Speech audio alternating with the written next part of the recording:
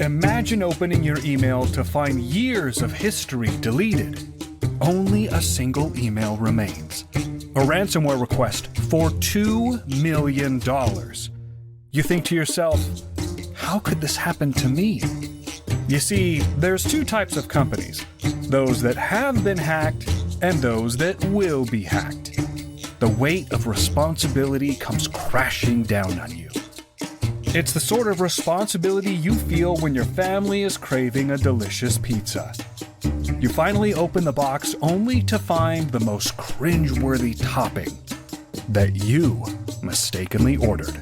Join Pineapple on Pizza podcast as John and George, along with guest executives, discuss the most common and craziest cybersecurity risks, followed by actionable tips and strategies that can be implemented to protect your cyber risk pie. Pineapple on Pizza is hosted by Omnistruct.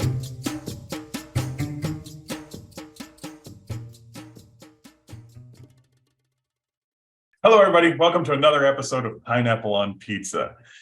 Today, we've got Mike with us, and Mike was a caddy at Pebble Beach, and now Mike is now CEO and founder of Nebula Space Enterprises. Welcome, Mike. Thanks for coming and joining us here on the podcast. Thanks for having me, John and George. So, Mike, we got to start with our main topic, which is if cyber risk was a pizza and the frameworks were a crust, what's the riskiest topping you've seen, and what would you equate that topping to? I'm going to come right out and say it. Cybersecurity is such a critical piece it's been critical for decades at this point, but it's so critical now. And obviously I'm in space. My understanding of how important cyber is to space, you can't do space without it. I mean, it's so critical. There isn't a future in which we have the space economy, the space technology, if we don't have cybersecurity. So the worst thing that could happen is we don't have it. I hope that answers your question, but that's my personal opinion and how I feel about how important cyber is. And what topping would you equate that to? I mean, it sounds like you're kind of equating it to the cheese. I mean, this is like you're just pouring anchovies, or I don't like anchovies. You're pouring, I don't know, something just terrible. God, what would it be? The reason I used that particular word is my dad used to say shit on a shingle, That was the official name, I think. Yeah. Okay. So that'll be the topping I would choose. All right. So tell us, you're founder and CEO, and so what's in regards to that? What keeps you up at night? What's your struggles? A great question. To me, the disposition that I have about being optimistic and happy is contrary to a lot of thoughts and things that keep me up at night. One thing, I have two young kids, very young kids, and I think there is a non-zero probability that they could speak Mandarin when they're older, based on the trajectory in which we're on. Again, this deeply involves cybersecurity, but also space, which is obviously the domain I'm in. And the risk, there's a real risk here that most people just have no idea. And that keeps me up at night. How do we create the awareness so that people take deep, fundamental action that's required? So how do you see that working? I mean, what are those fundamental changes that you think need to happen? So let me go to the fundamental changes, but I'll answer that question you just asked me with someone else's opinion. I asked that same question to Eric Schmidt, the former CEO of Google, and this was in a small group setting. He had no idea who I was. He didn't know I was in space or anything, and we were literally talking about longevity and all sorts of random things. When I asked him that question, you know what his answer was? We have zero defense for hypersonic missiles. That was literally his thought, which was interesting because I'm obviously concerned about national security and freedom. But his thought was we have no defense or even the ability to be aware of hypersonic missiles, which is, to me, the physical equivalent of what cyber is. There is almost a direct correlation. There is barely any good defenses for a one-size-fits-all for cyber. So solutions, I think the first thing is awareness, right? You need to be aware. You need to be aware that something happens, which is good for humans. And if I think about this from a kind of a cyber perspective, you need to not have to be aware at the same time. So if you have space assets like we're putting up, you can't wait for a notification to come to the human. That's already too late. everything's already done at that point. If you need to be notified and make a decision, you're SOL. You are done. That asset's probably gone. So when you think about it from that perspective, the solution has to involve the ability to innovate and think far beyond whatever it is that you could be anticipating, which is a difficult thing to do as a human.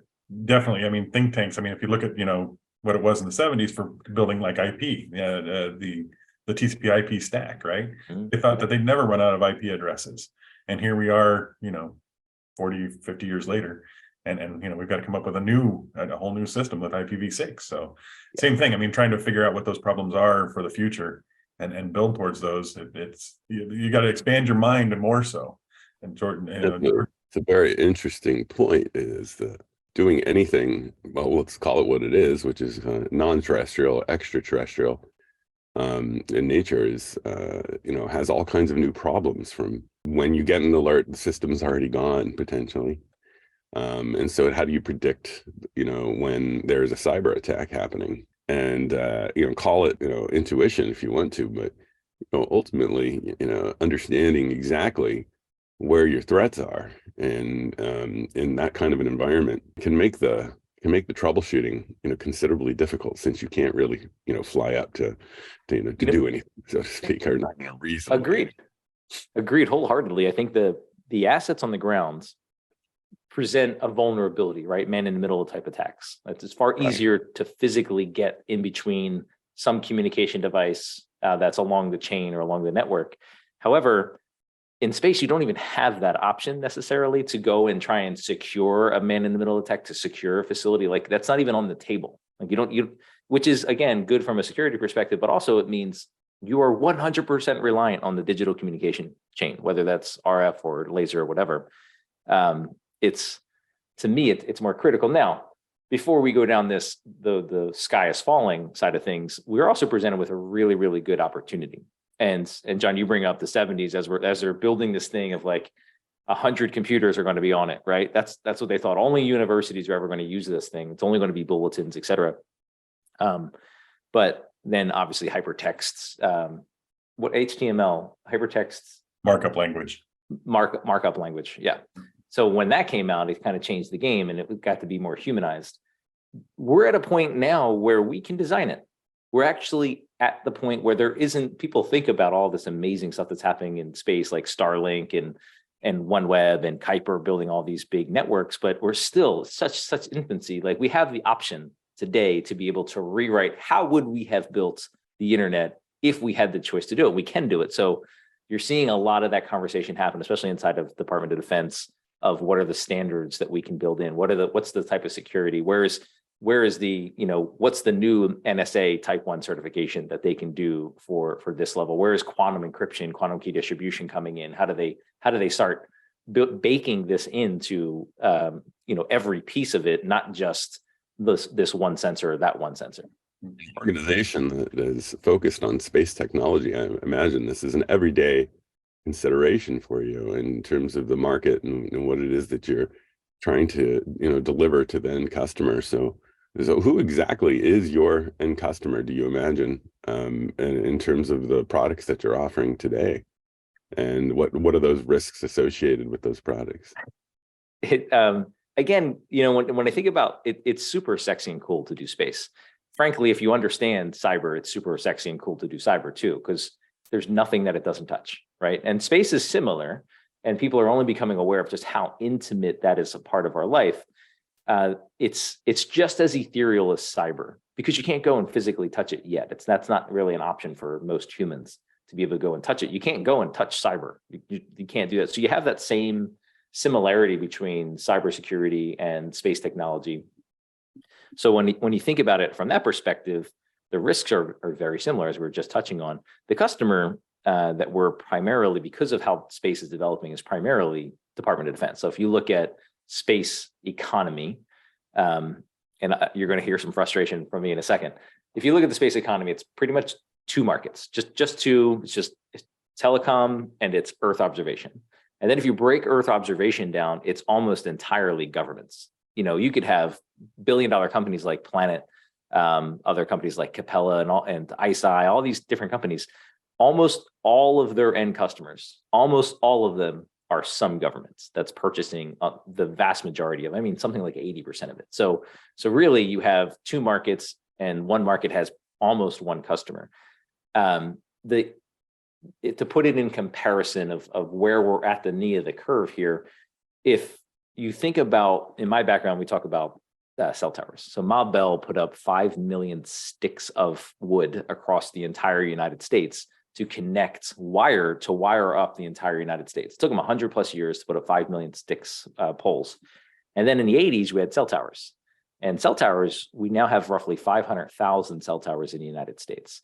So I hear 5 million poles to 500,000 cell towers. That's an order of magnitude less infrastructure. And cyber obviously starts to come into the conversation at that point. But now when people hear about 50,000 satellites from Starlink or 50,000 satellites from Kuiper, they get all crazy. But it's not serving just the United States. This is serving the entire world. We're watching how it's unfolding in Ukraine right now. So you go 5 million, 500,000 to 50,000. And we're literally just at that knee of the curve where you're capable of providing for a fraction of what infrastructure required before, be able to provide a capability to the entire world. And I think when you think at that point, when those things start to scale, your customer becomes the entire world. Right now, though, George, primarily the customer is government, who's trying to help create a capability for national defense, national security, and they're the ones that have the deepest pockets. Even SpaceX is built off of many, many, many government contracts. Well, and then tell us about your solution. What solution did you bring to the table for that? So if you think about internets today, I'll try and layer some cyber into this. Typically, I only say there's three things in the internet. There's an end point, there's a communication, and then there is a processing and response. It's processing and or response.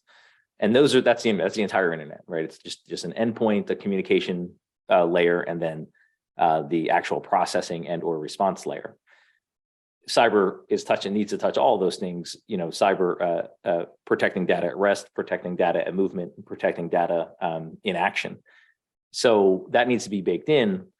What most people think about when they think about the internet is literally just either their endpoints or the communication device, the fiber optic cable or the cell tower. And for us, in this case, it's the Starlink or the Kuiper.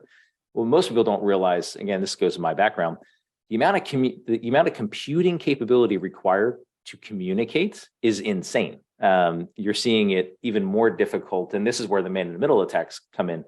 You're getting your phone pings 6 times a minute or 6 times a second, something ridiculous like that. So they know where to route the call. And that's a massive computing issue.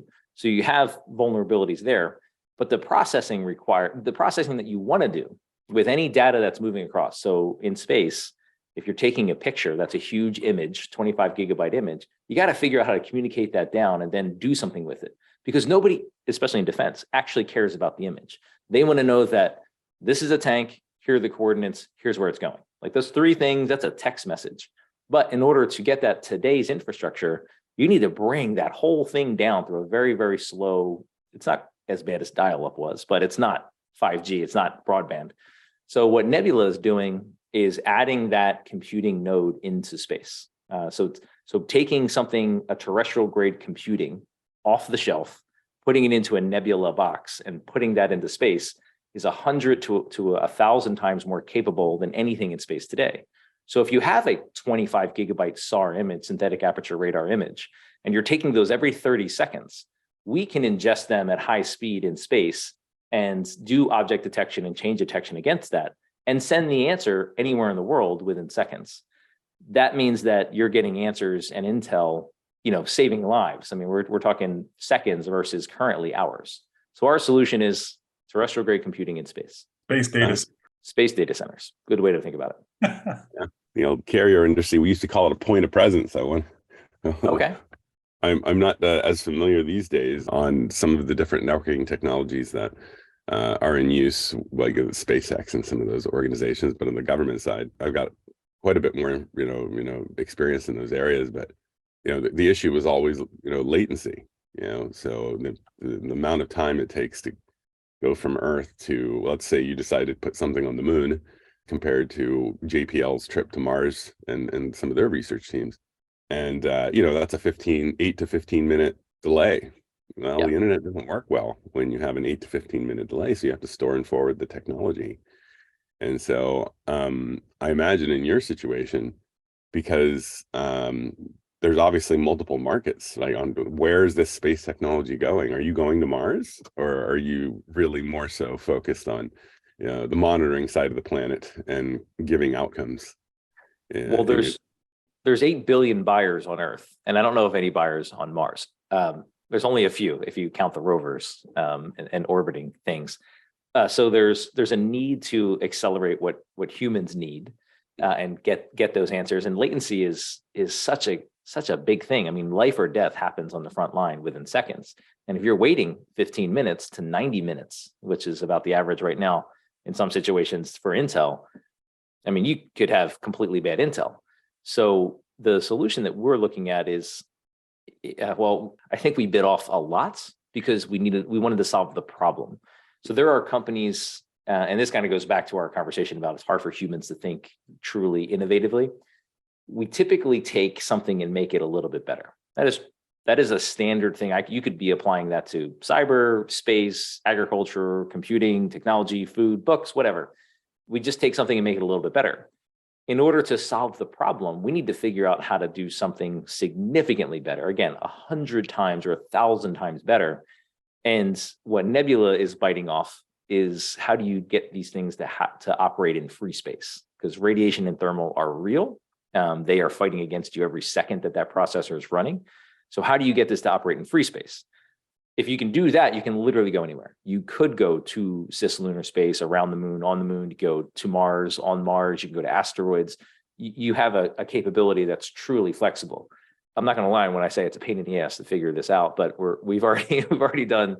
I mean, we've been at this for years at this point, and we're actually sending our demo to the ISS this year to prove that we can actually do this in free space. So it's possible, and then you can create real solutions around it. So that's our decision to make and do the harder thing first, because if you can do that, you can do it anywhere. That's a great explanation. Thanks for Absolutely. help us understand where you're playing in that market. That makes sense. Yeah, and a very cool solution, by the way. I mean, I mean, even not just from a cybersecurity standpoint, but from a future standpoint or futurist standpoint. I mean, that's. I look forward to seeing some of those changes that you're creating. I mean, that's awesome.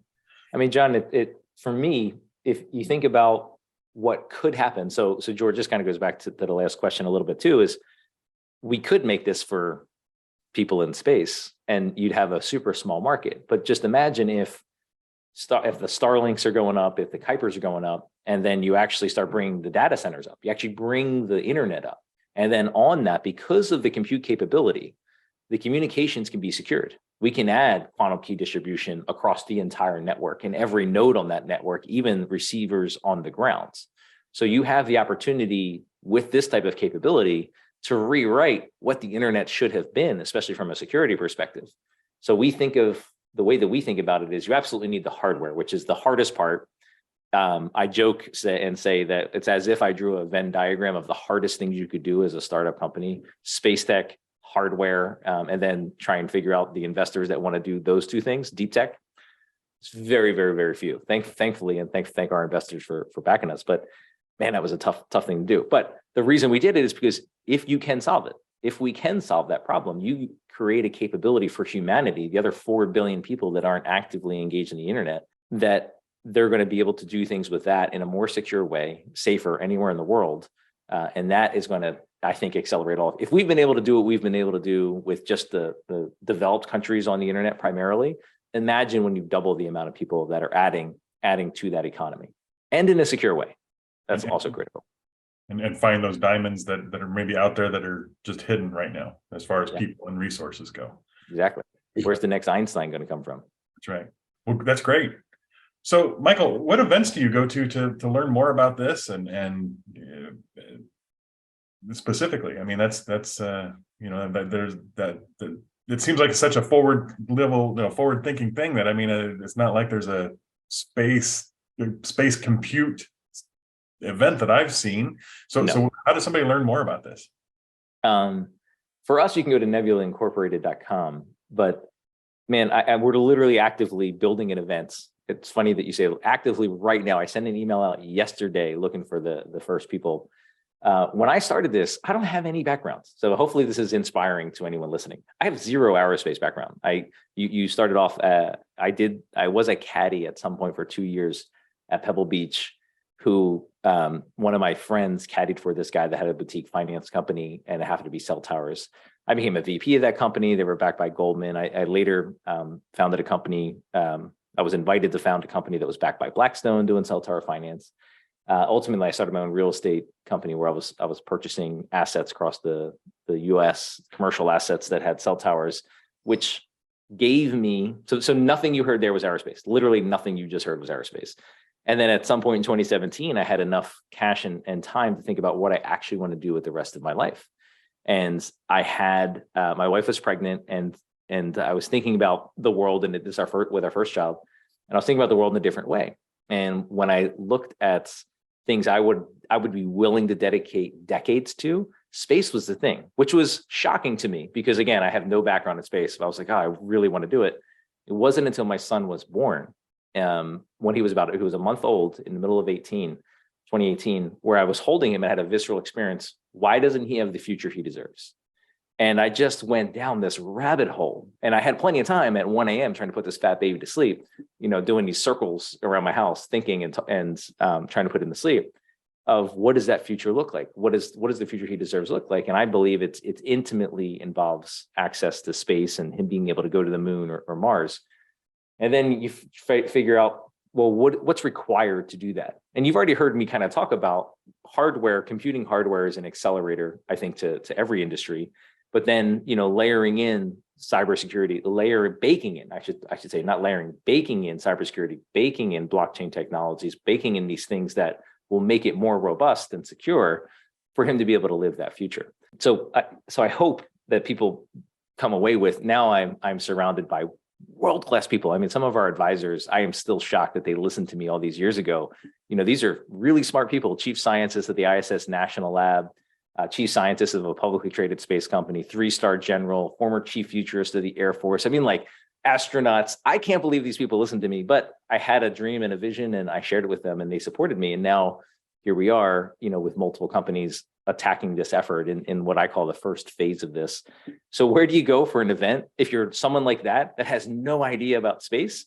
Well, that's what we're creating now. We actually have spaceleadersummit.com, which is not meant for everybody. It's only US citizens. It's a super small event that we're putting on, meant for people that were at that same place where I was, where you're coming out of something, you've had some success, and you're looking to dive into space, and you wanted a shortcut on-ramp. You don't want to do what I did, which was, the other answer is you go to just any event that you can find that's space. You ask a ton of questions. You look really bad most of the time because you're asking very basic, dumb questions because you don't know anything. You watch a lot of YouTube videos. You read a lot of books. I was even cold calling people. I was like, hey, you're an engineer at this company. Can you tell me about how this works? And I had to do all of that over years. And I spent a lot of money traveling across the country, going to all these events, trying to get that network. So I don't think that's effective or efficient. I think we can do it better. And that's why one of the other things, if I didn't have enough on my plate, is to try and find this or create this shortcut on-ramp for people. So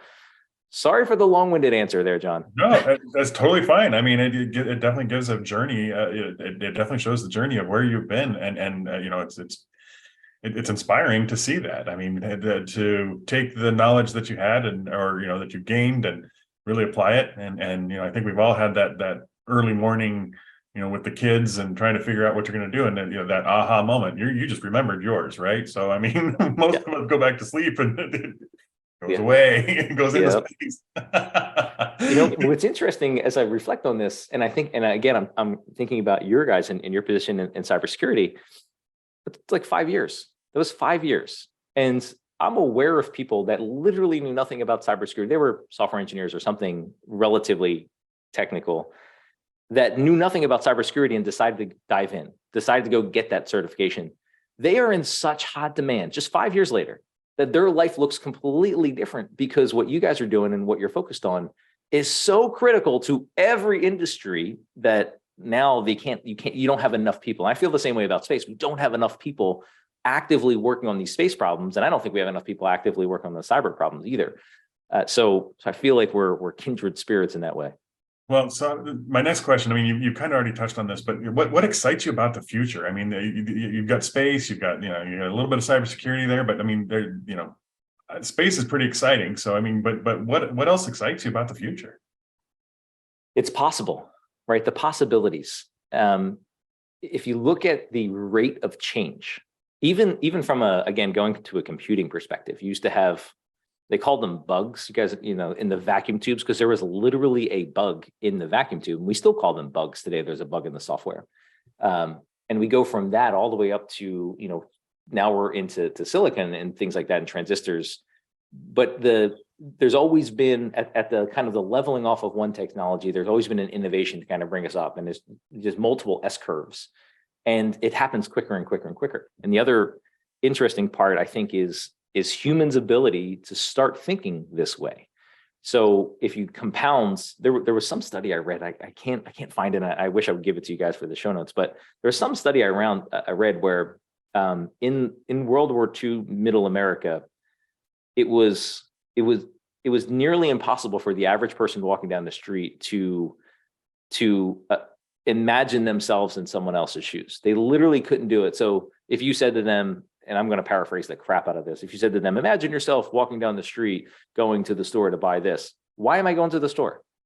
Like, well, why would I be walking down the street? Well, why am I? And they just couldn't get themselves into it. Whereas now we're capable of imagining things that are completely somewhat unrealistic, but we can start putting ourselves in. And now you see things like the manifestation of that, the metaverse as an example, or great science fiction that's really starting to become our reality. And it was science fiction because it planted the seed of what could be possible, and people figured out how to bridge those two gaps. So I'm super excited about that because I don't think it's at all going to slow down. In fact, I would argue that the right where we're at, again, is a knee of an exponential curve where our ability to actually accomplish things is only increasing. An actual real stat rather than this theoretical ephemeral thing. It was something like 50 grand, 500 grand to build a website in the 90s, 50 grand late 90s and dropped precipitously, $5,000 in the early 2000s, $500 in the 2010s, damn near free today to build a website. And that is directly related to technology. And we could go through use case after use case after use case where the ability to do things and create things is so thin that we're going to see more and more and more things created. So that's what I'm excited about in the future. So anything's possible. Excellent. So tell us a little bit more about yourself. Where'd you come from? I mean, you talked about being a caddy, but and your experience, becoming a vice president at a company doing the wireless installs for real estate. So tell us a little bit more about some of these things. So I grew up outside of Philly, and I was a caddy. The company I worked for, they literally wouldn't hire me. I sounded like I grew up where I grew up in Philly, and I looked like I grew up. They literally said to me, Mike, we don't want you representing our company. And that's how I ultimately got started. So I grew up outside of Philadelphia, and it ended up knowing a friend that could actually golf, and he caddied, and I got a job. I didn't know how to golf or anything either. That was another sad story for anyone I was actually caddying for. I'd never played golf before I started caddying at Pebble Beach, which is, again, sad for them, and just worked on how to do this. And the one thing I feel like if I were to assess myself, I always had the ability to learn, and I always had the ability to figure it out, and the drive to do it. Everything else has been added. Everything else, all the skills, whether it's real estate or finance or even the little bit that I know about cyber and space, all of that has been added to me. So I feel like I'm just a guy that's trying to figure it out and make some things happen. I mean, honestly, I think as long as you can continue to learn and expand your knowledge, I mean, that's whether it's learning from a book or from an event or from a person. I mean, I think that's what keeps us going. That's where the knowledge transfer. I mean, that's what life is about, in my opinion. I agree. Yeah. Totally agree. Well, so what other positions did you have, and how did where are you now? How did you end up where you like where do you live? What's the So I grew up outside of Philly, and then some of my friends, as an inside joke, will say I wasn't just smart because I left Philly. I was a genius because I landed in San Diego, which a lot of friends call it paradise. I mean, this is paradise in the U.S. There's no reason to go anywhere else. There's a financial reason to go a lot of other places than here, but so that's where we're at now, and the journey has been immensely enjoyable. And I do agree with you that the transfer of knowledge is the thing, and life is about trying to pursue these things. And people do wonder, how is it that I don't know, my mind is wired, and someone's like, are you on speed like all the time? Do you just like take drugs constantly? Because I think through these things, and I somehow process and connect converging pieces. When I'm capable of understanding enough about cyber to be able to understand how it fits into space and how we need to be pulling it together. And I'll quote Einstein. Einstein said, if I've ever been able to solve a problem that someone else hasn't, and I'm paraphrasing, it's because I spent more time in the problem, right? And then he has another quote that I love: if I had an hour to solve a problem, I'd spend 55 minutes thinking of the right question to ask. And I remember not knowing any of these things, and I'd hear something like that. I'm like, well, I don't know how to solve this problem, so let me just think about the question. Or we've all heard leaders are readers. I hated reading, but that's what leaders did, and I wanted to be a leader, so I was like, all right, I guess I got to read. And those little things have helped me ultimately become who I am, where I am, and live in this wonderful life that I live. Yeah, I have to send my thank you to Audible for that one as well. Oh yeah, absolutely. It can't even say readers anymore, right? We consume it however we get it. Easier way anyway. So much easier. Put it on 1.5, 1.75, and you get a whole book in hours. Right. Yep, absolutely.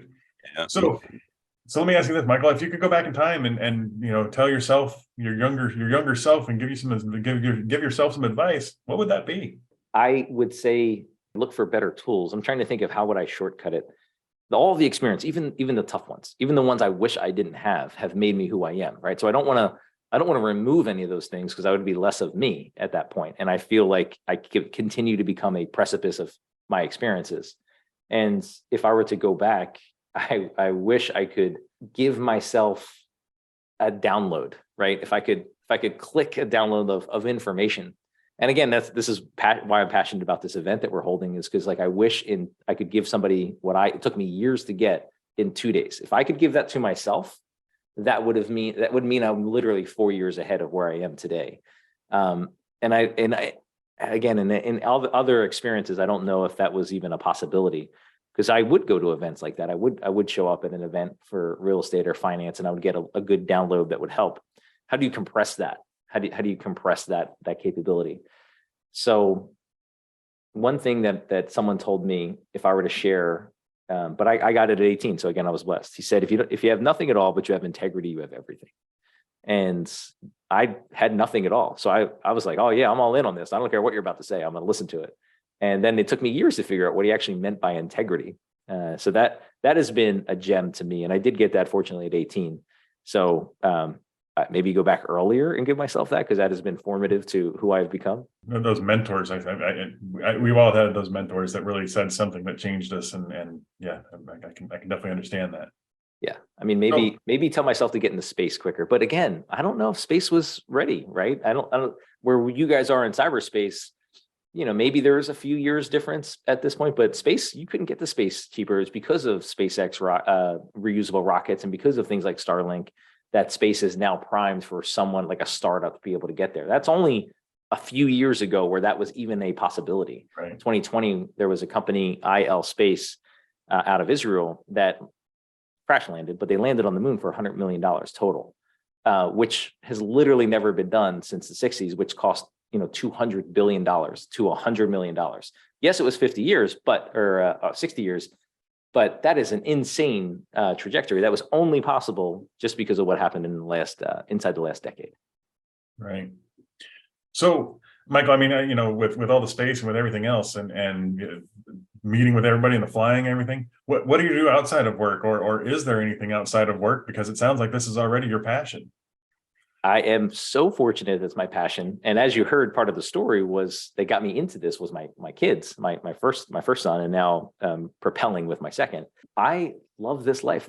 I think that's also why people think I can accomplish so much. I think through so much because I just spend every waking hour thinking about these things. And even when I'm playing with my kids, I'm thinking about this stuff. And I get the spiritual recharge when I'm with my family. But I'm still thinking and processing all the information I received that day or problems that we're working on. So I guess I do truly sit with the problem longer.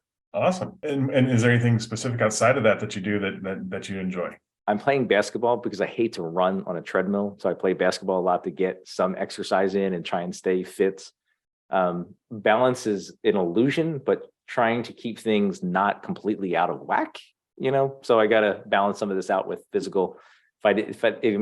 You guys know what happens when you get COVID and you're out for the counts. And there's another really good saying, a man with health has a million desires. A man that is unhealthy has one. That's right. Yeah. Absolutely. Yeah. So Michael, where can people find you? So you can find me on LinkedIn, Michael Bloxton on LinkedIn. You can find us on nebulaincubator.com. You can also find me on michaelbloxton.com. Those are sorry, I said Nebula Incubator, which is another company we have that we're just starting. Nebula Incorporated is Nebula Space Enterprise, where you can then find all the other companies including Incubator, and then michaelbloxton.com is where you can also find me. Are you also on Twitter? I am on Twitter, and I actually do some of those things. I don't find the engagements, the productive engagement. I can get people's opinions on Twitter, which is useful at times, but productive engagement I find happens more on LinkedIn. And I understand you also have your own podcast. Is that correct? We do. Your Place in Space. Again, this just like you guys, right? You need more people doing cyber, and you heard about me doing this event.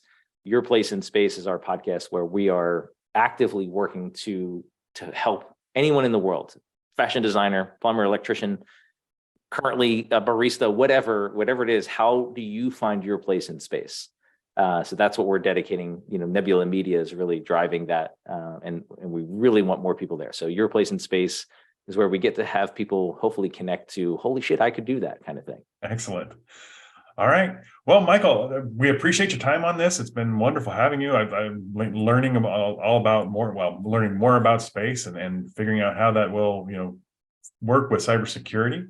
To our audience, we'd like to thank you for listening, and hopefully you've learned something today or laughed. If you have, please tell someone about this podcast. And there it is. This has been another great episode of Pineapple on Pizza with your hosts, John and George. See you next time. Thank you, gentlemen. Thank you. Thank you all for joining another great episode of Pineapple on Pizza. You can find show notes, links, and resources by visiting omnistruct.com/blog. And a huge thank you to all who are preventatively protecting organizations from cyber threats.